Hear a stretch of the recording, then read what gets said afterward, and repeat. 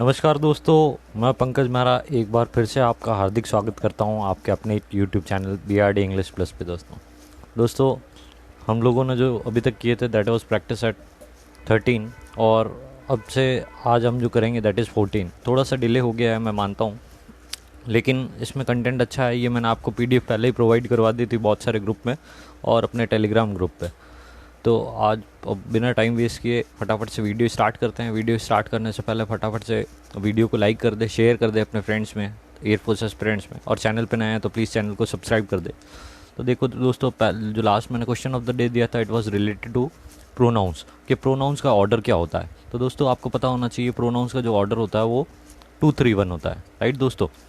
अब ये 2-3-1 general order है और नेगेटिव सेंस में क्या होता है 1-2-3 भी होता है। तो फॉरगेट अबाउट इट, अभी इसके बारे में भूल जाइए। 2-3-1 होता है जब सेंटेंस में गुड सेंस आ रहा है।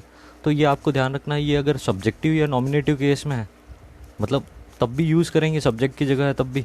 और ये देखो विद प्रिपोजिशन है, प्रिपोजिशन के बाद में प्रिपोजिशन का ऑब्जेक्ट आता है, तो ऑब्जेक्ट प्लेस पे होगा तो भी अपन इसी को यूज़ करेंगे।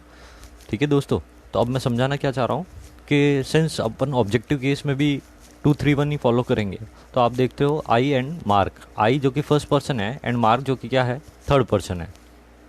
ठीक है दोस्तों, आई फर्स्ट पर्सन है और मार्क थर्ड पर्सन है।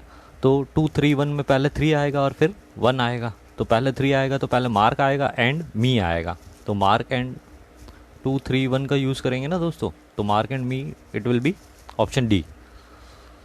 मार्क एंड आई क्यों नहीं हुआ, क्योंकि ये नॉमिनेटिव केस नहीं है। और मी एंड मार्क क्यों नहीं हुआ, क्योंकि इसमें ऑर्डर फॉलो नहीं हो रहा। तो option D will be the correct answer. बढ़ते हैं नेक्स्ट क्वेश्चन की तरफ। दोस्तों इस बार मैंने एक नई चीज़ ऐड की है, that is from the students desk, कि स्टूडेंट्स को जो दिक्कत आएगी वो भी सॉल्व करेंगे। कुछ जो सीरियस पेरेंट्स हैं जो मुझे डाउट्स पूछते हैं अपने टेलीफोन पे, अगर जिनके पास नंबर है वो फ़ोन से पूछ लेते हैं, ऑफलाइन जो स्टूडेंट्स हैं जो मेरे कांटेक्ट में है वो वैसे पूछ लेते हैं, और कुछ यूट्यूब के कमेंट्स में पूछते हैं। तो ये फर्स्ट जो डाउट है ये यूट्यूब कमेंट्स के थ्रू पूछा गया है। I am looking forward to meet you, ऐसा उन्होंने पूछा कि सर टू के साथ, तो ये एक एरर में मिला था उस बच्चे को। और एरर पार्ट में क्या होना चाहिए कि ये जो मीट है इसकी जगह क्या आनी चाहिए, जिरेंट फॉर्म आनी चाहिए, मीटिंग आनी चाहिए। तो वो मुझसे पूछ रहा है सर 2+V1 होता है, 2+ING क्यों आया। तो दोस्तों मैं आपको बता दूं कि I am looking forward to, जब आप इसको देखोगे लुकिंग फॉरवर्ड तक फ्रेजल वर्ब नहीं है, लुकिंग फॉरवर्ड टू भी फ्रेजल वर्ब में ही आ रहा है। तो ये पूरी एक वर्ब है और वर्ब के बाद में वर्ब का ऑब्जेक्ट होता है। तो ये जो ऑब्जेक्ट होता है ये नाउन या प्रोनाउन होगा। तो ये जो जिरेंट फॉर्म होती है ये ऑब्जेक्ट का काम करती है, ये नाउन फॉर्म की तरह काम करती है, इसलिए ऐसा आएगा I am looking forward to meeting you. Right दोस्तों, आशा करता हूँ आप समझ पा रहे होंगे। और उस स्टूडेंट ने जो मुझे लिखा वो लिखा आई लुकिंग फॉरवर्ड टू, उन्होंने एम भी यूज़ नहीं किया आई थिंक, या I am look forward to ऐसा कुछ था, मुझे याद नहीं है, लेकिन मैंने समझा दिया। राइट, नहीं समझ में आया तो एक बार वापस से सुन लीजिएगा कि जैसे पुट अप विद, ये पूरी की पूरी फ्रेज है ना, वैसे ही 3 पार्ट्स में ये भी 2 तक, ये 2 है ना, ये 2+V1 ये इन्फिनेटिव का पार्ट नहीं है, ये फ्रेजल वर्ब है। और ये जब वर्ब है तो वर्ब के बाद में वर्ब का ऑब्जेक्ट आएगा और ऑब्जेक्ट शुड भी नाउन और प्रोनाउन। तो ये जिरेंट फॉर्म जो होती है ये नाउन का काम करती है। बढ़ते हैं दोस्तों नेक्स्ट क्वेश्चन की तरफ, नेक्स्ट डाउट की तरफ। बच्चे ने मुझसे पूछा कि सर कुछ बुक्स में स्टार्स के ग्रुप को गैलेक्सी बोला है, कुछ में क्लस्टर बोला है और कुछ में कॉन्स्टिलेशन बोला है। तो दोस्तों गैलेक्सी जैसे हमारी मिल्की वे है वैसे स्टार्स का ही ग्रुप है, बहुत सारी गैलेक्सीज मिल जाती है तो देट मेक्स क्लस्टर। तो अगेन क्लस्टर भी किससे बना हुआ है, अल्टीमेटली तो स्टार्स से ही बना हुआ है। ठीक है, जो उनकी यूनिट है वो भी क्या है, स्टार्स ही है। और कंस्टलेशन भी क्या होता है दोस्तों, स्टार्स का ही ग्रुप होता है, लेकिन ये ऐसा ग्रुप होता है जो पर्टिकुलर कुछ पैटर्न बनाता है, जैसे हम लोग सप्तऋषि को जानते हैं। ठीक है दोस्तों, उर्सा मेजर है, राइट, ऐसे। बढ़ते हैं नेक्स्ट क्वेश्चन की तरफ, और अब से हम प्रैक्टिस एट 14 स्टार्ट कर रहे हैं दोस्तों। 14 बहुत अच्छा पेपर बनाया है आपके लिए। फर्स्ट 2 क्वेश्चन जो है आपके इडियम्स में से ये प्रोवर्ब है, ये आपने सुना होगा, God help those who help themselves. अब दोस्तों इसमें आपको देखना है हु वाले कौन कौन से ऑप्शन है। तो हु वाला फर्स्ट है, थर्ड है और फोर्थ है, तो बी ऑप्शन नहीं होगा। हु, अब हु रिलेटिव प्रोनाउन है तो पहले दोज आया तो उसके अकॉर्डिंग प्लूरल वर्ब आएगी। अब दोस्तों यहाँ तो सिंगुलर वर्ब है, यहाँ पे भी सिंगुलर वर्ब है। ठीक है, और ये हमारा देम सेल्फ सही हो जाएगा। ये दो ऑप्शन तो वैसे भी नहीं हो सकते, देम सेल्फ जैसा कुछ वर्ड होता ही नहीं है, देम सेल्फ सही होता है, तो हम लोग इन दो में भी देख सकते थे। बढ़ते नेक्स्ट क्वेश्चन की तरफ। ऑल, अब दोस्तों all that glitters is not gold, ये सबको पता होगा, all that glitters is not gold. अब मैं इसमें बताने वाली क्या चीज़ है, मैं आपको क्या समझा सकता हूँ कि ये जो ऑल वर्ड है ना, ये एवरीथिंग के लिए भी आ सकता है, ठीक है दोस्तों, और एवरीवन के लिए भी आ सकता है। तो जब भी ये ऑल एवरीथिंग के लिए यूज़ किया जाएगा, हमेशा हम लोग दैट का यूज़ करेंगे, जबकि एवरीवन के लिए यूज़ किया जाएगा तो दैट और हु दोनों यूज़ कर सकते हैं, राइट दोस्तों। तो आप देख पा रहे हो ऑल दैट रिलेटिव प्रोनाउन है, उससे पहले एवरीथिंग के लिए यूज़ हुआ, तो हम लोग जो वर्ब यूज़ लेंगे दैट ग्लिटर्स यूज़ लेंगे, और again that is not gold. I hope आपको दोस्तों समझ में आ गया होगा। बढ़ते नेक्स्ट क्वेश्चन की तरफ। Choose the correct one word substitution. दोस्तों बहुत इंपॉर्टेंट है स्पेलिंग वाइज भी, इसमें ये जो बाइनियल और ट्राइनियल है, ये दोनों ही स्पेलिंग्स बहुत इंपॉर्टेंट है सबसे पहली बात तो। उसके बाद में आप देखिए दोस्तों, occurring at the regular intervals, irregular intervals in time, मतलब ऐसी कोई चीज़ जो घटित होती है कैसे, इरेगुलर टाइम इंटरवल पे। जैसे कुछ चीज़ें जो हर 2 साल में होती है बाइनियल होता है, हर 3 साल में हो रही है वो ट्राइनियल है, तो ये रेगुलर इंटरवल से हो रहा है, ऐसा पूछ रहा है। Occurring at irregular interval in time, तो दैट विल बी स्पोरेडिक। और ये बहुत इंपॉर्टेंट वन वर्ड है दोस्तों। कॉन्टेजियस आपको पता है, ये कॉन्टेजियस अभी जैसे पेंडेमिक या कोरोना जो फैलता है कॉन्टेजियस, राइट, ऐसी डिजीज जो डायरेक्ट टच से फैल सकती है, डायरेक्ट कॉन्टैक्ट से फैल सकती है। बढ़ते हैं हमारे नेक्स्ट वन वर्ड की तरफ। That which can not be called back. दोस्तों ये कॉल बैक एक फ्रेजल वर्ब है। कॉल बैक का मतलब होता है जिसको स्थगित नहीं किया जा सकता है, रोका नहीं जा सकता है। दैट विल बी, वापस नहीं लिया जा सकता है। दैट विल बी इररिवोकेबल, जिसको रिवोक नहीं किया जा सकता है, ठीक है। इररेसिस्टेबल मतलब जिसको रेसिस्ट नहीं किया जा सकता है। इनकॉरिजिबल मतलब जिसमें किसी प्रकार का संशोधन नहीं किया जा सकता है। और फ्रेजाइल का मतलब क्या होता है, जिसको आसानी से नष्ट किया जा सकता है। तो दोस्तों आई होप आपको समझ में आ गया होगा। That which can not be called back, जिसको वापस नहीं लिया जा सकता है या कुछ भी ऑल्ट्रेशन नहीं हो सकता है, दैट विल बी इररिवोकेबल। बढ़ते हैं नेक्स्ट क्वेश्चन की तरफ। That is are choose the correct passive voice. दोस्तों पैसिव वॉइस ये इंपॉर्टेंट है, आपको सिर्फ पैसिव वॉइस करना नहीं है। यहाँ पे मैं एक नए तरीके का, या आप बोल सकते हो कॉम्प्लेक्स स्ट्रक्चर का, कॉम्प्लेक्स सेंटेंस का पैसिव आपको बनाना सिखा रहा हूँ। दोस्तों आप देखोगे यहाँ पे, तो ये जो सेंटेंस है ये एक्चुअली इनडायरेक्ट वे में मतलब इनडायरेक्ट स्पीच में से ही रहा और दैट आ गया, उसके बाद में एक यूनिवर्सल ट्रूथ है। तो इसको आप ऐसा देखिए, ये हमारा सब्जेक्ट है, ये हमारी वर्ब है, और जो भी बोला है दे से मतलब वे कहते हैं, और जो भी वो कहते हैं इसको एक बार के लिए आप मान लीजिए इट। तो सेंटेंस हमारा इतना सा हो गया, दे से इट, दे से इट। अब इसको आपका पैसिव बनाना है, तो पैसिव कैसे बनाएंगे, ये हमारा सब्जेक्ट है, ये वर्ब है, और ये इट हमारा क्या हो गया है, ऑब्जेक्ट हो गया है। तो हम ऑब्जेक्ट से सब्जेक्ट में बनाएंगे। ये प्रेजेंट सिंपल है, दे के साथ वर्ब की फर्स्ट फॉर्म आ रही है, तो ये ऐसा हो जाएगा इट इज़ सैड, राइट दोस्तों। तो ये रहा इट इज़ सैड। और इस तरीके से हम लोग, कौन बोलता है उसको नहीं लिखते हैं बाय के साथ में, ऐसा ही बोलते हैं it is sad that the earth is round. ये जो जिसको हमने इट मानना था, इसको बाद में ऐसा कैसा लिख देना है। आई होप दोस्तों आपको समझ में आ रहा होगा मैं क्या कहना चाह रहा हूँ, कि जब भी ऐसा सेंटेंस आए तो दैट के बाद वाले पार्ट को आप इट मान लीजिए, ये हमारी वर्ब हो जाएगी। तो इट को पहले ले आइए, टेंस चेंज कर दीजिए। जैसे इसमें प्रेजेंट सिंपल था तो हमने प्रेजेंट कंटिन्यूस यूज़ किया, इट इज़ सैड। फिर बाय देम नहीं लिखना है, ये हमें कभी नहीं लिखना है, ठीक है दोस्तों। आई भी होता तो भी नहीं लिखते। It is sad that the earth is round. तो दोस्तों अगर आपको सब अच्छे से समझ में आ रहा है, आपको कंटेंट अच्छा लग रहा है, तो ज़्यादा से ज़्यादा वीडियो को शेयर करें, राइट। नेक्स्ट हमारे पास में एरर क्वेश्चन है। 50 years have passed since Subhash Chandra Bose had died. तो दोस्तों ये टेंसेस का रूल है कि हमको पता है जब भी सिंस 4 के साथ में जो टाइम आता है तो सेंटेंस प्रेजेंट परफेक्ट या परफेक्ट कंटिन्यूस का हो सकता है, तो प्रेजेंट परफेक्ट का सेंटेंस है, ठीक है दोस्तों।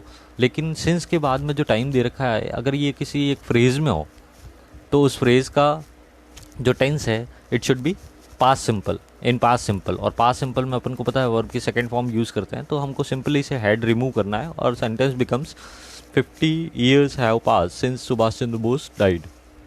बढ़ते हैं नेक्स्ट क्वेश्चन की तरफ. A good house and a good bank balance is what he wants. तो दोस्तों क्या हो जाएगा, a good house and a good bank balance are होना चाहिए, क्योंकि हमारे जो दो सब्जेक्ट है जो एंड से जुड़े हुए हैं और दोनों अलग चीज़ है, दोनों के साथ में अलग अलग आर्टिकल्स यूज़ हुए हैं. राइट. बढ़ते हैं नेक्स्ट क्वेश्चन की तरफ. If you will insist upon challenging me I will fight out along. Right दोस्तों, if you will insist upon. अब दोस्तों इंसिस्ट के साथ ऑन भी यूज़ किया जाता है, अपॉन भी यूज़ किया जाता है. ये एरर नहीं है, क्योंकि मेरे दिमाग में जो सबसे पहले आता है कि इफ़ वाला सेंटेंस है, कंडीशनल सेंटेंस है, तो कंडीशन कौन सी फॉलो होगी, तो रिजल्ट क्लॉज में आई विल फाइट है, तो दोनों प्रेजेंट नहीं हो सकते हैं. आई विल फाइट है तो ये प्रेजेंट सिंपल में होगा. दोस्तों कुछ बच्चे ऐसा याद रखते हैं एक प्रेजेंट सिंपल होगा और एक फ्यूचर सिंपल होगा, तो आप इस विल को रिमूव नहीं कर सकते हैं. क्यों नहीं कर सकते, क्योंकि ये सिंपल सी बात है कि इफ़ वाला जो क्लॉज होगा, जिस क्लॉज में इफ़ है वो प्रेजेंट सिंपल से होगा, बाकी जो दूसरा है that will belong to future simple. तो दोस्तों इसको नहीं हटाना है, इसको ऐसा ही रहने देना है, हम लोगों को इस विल को हटाना है. Mohammad Ghaznavi has invaded India many times. दोस्तों आपने देखा मोहम्मद गजनबी ने इन्वेड किया इंडिया में बहुत बार. ये एक टाइप का क्या है, हिस्टोरिकल फैक्ट है. और दोस्तों आपको पता होगा हिस्टोरिकल फैक्ट जो भी है उनके साथ उसको बनाने के लिए पास्ट सिंपल का यूज़ किया जाता है. तो Mohammad Ghaznavi invaded India many times. और दोस्तों आपको ध्यान रखना अटैक और इन्वेड के साथ में प्रिपोजिशन भी क्या है, नो प्रिपोजिशन यूज़ किया जाएगा. आप देख सकते हैं यहाँ पे. बढ़ते हैं नेक्स्ट क्वेश्चन की तरफ. My wife paints furniture when ever she has had time. तो दोस्तों आप देख सकते हैं इसमें जो मेन क्लॉज है, माई वाइफ पेंट्स, पेंट करती है. कब पेंट करती है, तो ये अगर प्रेजेंट में है तो वेन एवर के बाद में ये जो सबॉर्डिनेट क्लॉज है इट शुड बी प्रेजेंट. तो when ever she has time, जब भी उसके पास में समय होता है. राइट दोस्तों, मेरी वाइफ पेंट करती है फर्नीचर्स को जब भी उसके पास समय होता था, नहीं जब भी उसके पास समय होता है. आई होप आप समझ गए होंगे. बढ़ते हैं नेक्स्ट क्वेश्चन की तरफ. Choose the correct options. दोस्तों आपको प्रिपोजिशन चूज़ करना है, इम्पॉर्टेंट पार्ट है. और प्रिपोजिशन का बहुत जल्दी आपके पास में वीडियो आने वाला है, डिटेल वीडियो, जिसमें पूरा का पूरा प्रिपोजिशन कवर हो जाएगा आपके एग्ज़ाम पॉइंट ऑफ व्यू से. पूरे इंग्लिश के प्रिपोजिशन की बात नहीं कर रहा हूँ मैं, ठीक है. आपके जो 4th से एग्ज़ाम स्टार्ट होने वाले हैं उनमें डेफिनेटली हर एक शिफ्ट में वहाँ से क्वेश्चन आने वाला है. मैं इतना श्योर कैसे हूँ, तो दोस्तों कुछ टाइम हो गया मुझे पढ़ाते हुए, और पर्टिकुलर एयरफोर्स के ही बैचेस ले रहा हूँ, एयरफोर्स, आर्मी और नेवी के. तो मुझे थोड़ा आइडिया है और बहुत अच्छा आपका भी रिस्पॉन्स होगा अगर आप इस प्रिपोजिशन वाले वीडियो को देखोगे. तो फटाफट से टाइम वेस्ट किए बिना इन क्वेश्चंस को देख लेते हैं. Yesterday I came fill in the blanks my best teacher after a long period. और कल मैं बहुत लंबे समय बाद में मेरे सर से मिला, ठीक है, अचानक से मिला. तो अचानक से मिलने को क्या बोलते हैं, to meet suddenly is come across. Come across दोस्तों एक फ्रेजल वर्ब है, और येस्टरडे की वजह से ये पास्ट सिंपल में केम अक्रॉस हो गया. तो दोस्तों एक एरर ये भी आता है कि आई सडनली केम अक्रॉस, तो सडनली केम अक्रॉस नहीं होगा, केम अक्रॉस के साथ में सडनली यूज़ नहीं किया जाता है, ऐसा भी एरर दिया जाता है. और आपको इस पार्ट में खाली फ्रेजल वर्ब याद रखनी है. कम अक्रॉस का मतलब होता है टू मीट सडनली. राइट. बढ़ते हैं नेक्स्ट क्वेश्चन की तरफ. The wood of the table was infested with mites. दोस्तों आपको ये ध्यान रखना, ये फिक्स होती है, इन्फेस्टेड के साथ में माइट का यूज़ किया जाएगा, सॉरी विद का यूज़ किया जाएगा. और माइट का मतलब दीमक से होता है, तो मतलब दीमक इसमें लगी हुई है, भरी हुई है. बढ़ते हैं दोस्तों नेक्स्ट क्वेश्चन की तरफ. दोस्तों ये भी एक स्टूडेंट का डाउट है जो मुझे पर्सनली जानता है. His name is Kartik. तो कार्तिक ने मुझसे एक चीज़ पूछी और आप सबके लिए बहुत इंपॉर्टेंट है, इसलिए मैं आपको बता रहा हूँ. इसको थोड़ा छोटा कर देता हूँ ताकि आपको दिख जाए. उन्होंने मुझसे पूछा कि Sucheta sad could you please write the project for me Shweta.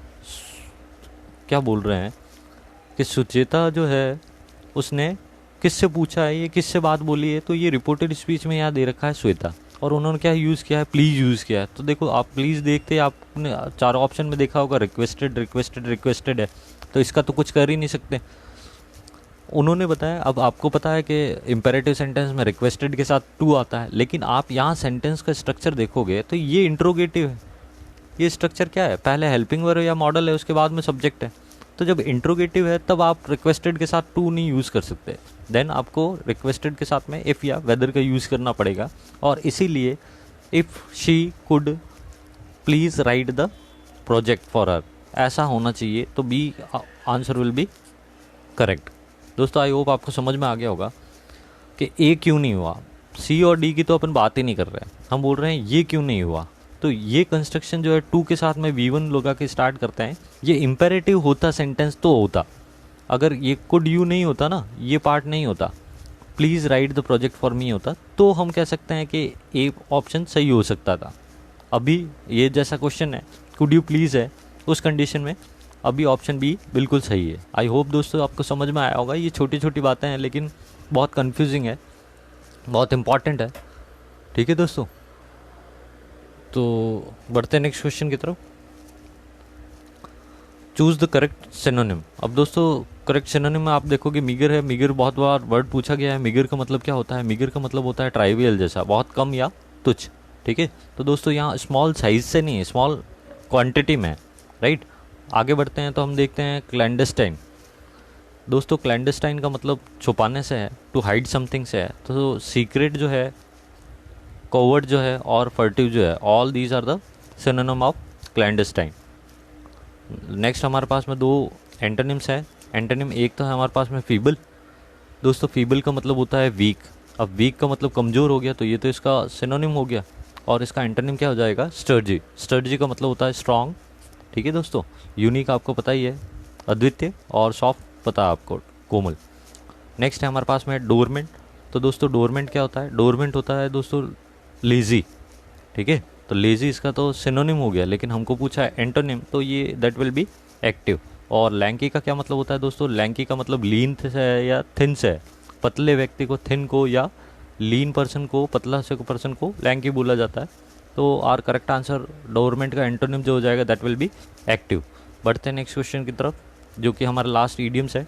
एक ईडियम है फ्रॉम हैंड टू माउथ।